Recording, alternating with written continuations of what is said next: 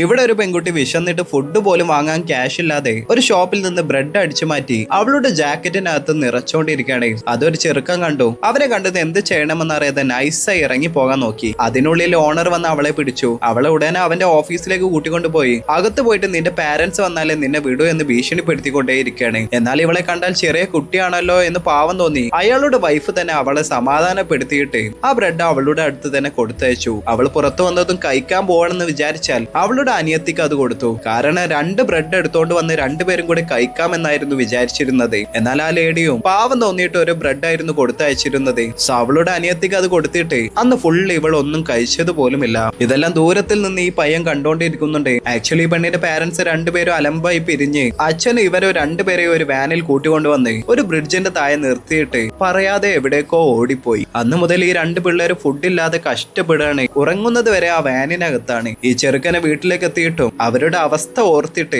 Food പോലും കഴിക്കാൻ തോന്നുന്നില്ല. കാരണം ഇവൻക്ക് ചോദിച്ചതെല്ലാം വാങ്ങിത്തരാൻ അവന്റെ അച്ഛനും അമ്മയും ഉണ്ട്. കൂടാതെ ചോദിക്കുന്ന സ്നാക്സും ഫുഡ് എല്ലാം വാങ്ങിത്തരും. എന്നാൽ ഒരു നേരത്തെ ഫുഡ് പോലും ഇല്ലാതെ ഈ പിള്ളേർ കഷ്ടപ്പെടുന്നത് കണ്ടിട്ട് ഭയങ്കര സങ്കടം തോന്നി. അവനെ കൊണ്ട് കഴിയുന്നത് പോലെ അവനക്ക് കൊടുത്ത ഫ്രൈഡ് ചിക്കൻ ഒരു ഡബ്ബയിൽ എടുത്തോണ്ട് വന്നു ബ്രദറിന്റെ അടുത്ത് കൊടുത്തയച്ചു. ഇങ്ങനെ ഓരോ നേരവും സ്കൂളിലാണെങ്കിലും വീട്ടിൽ നിന്ന് കഴിച്ചാലും അതിൽ നിന്നൊരു പങ്ക് ഇവർക്ക് 2 പേർക്കും എടുത്തു വെച്ചിട്ടാണ് കഴിക്കുക. അതും ഇടയ്ക്കിടയ്ക്ക് അവർക്ക് കൊണ്ടുപോയി കൊടുക്കും. അങ്ങനെ ഒരു ദിവസം സ്കൂൾ കഴിഞ്ഞ് വന്നു നോക്കിയാൽ അവർ താമസിച്ചിരുന്ന ആ വാന് കുറച്ച് റൗഡി പിള്ളേർ ചേർന്ന് പൊളിച്ചുകൊണ്ടിരിക്കുന്നുണ്ട്. ചോദിക്കാൻ ആരുമില്ല എന്ന ധൈര്യത്തിലാണ് ഇത് ചെയ്യുന്നത്. അന്ന് അവരെ അവിടെ നിർത്താൻ മനസ്സില്ലാതെ ഇവരുടെ വീട്ടിലേക്ക് കൂട്ടിക്കൊണ്ടുവന്നു. അവന്റെ അമ്മയും വയറ് നിറച്ച് ഫുഡ് ഉണ്ടാക്കി കൊടുത്തു. എന്നാൽ ഈ പെൺകുട്ടിക്കും ആർക്കും ഞാൻ ഒരു ഭാരമാകരുത് എന്ന് പറഞ്ഞ് തെറ്റായ തീരുമാനമെടുക്കാൻ നോക്കി. അതറിഞ്ഞ് ആ ചെറിയ കുട്ടി ഓടി വന്ന് കെട്ടിപ്പിടിച്ച് കരയാൻ തുടങ്ങി. അവസാന ചെറുക്കന്റെ ഫാമിലിയുടെ ഹെൽപ്പോട് കൂടി 2 പേരെയും ഒരു ഓർഫനേജിലാക്കി സേവ് ചെയ്തു.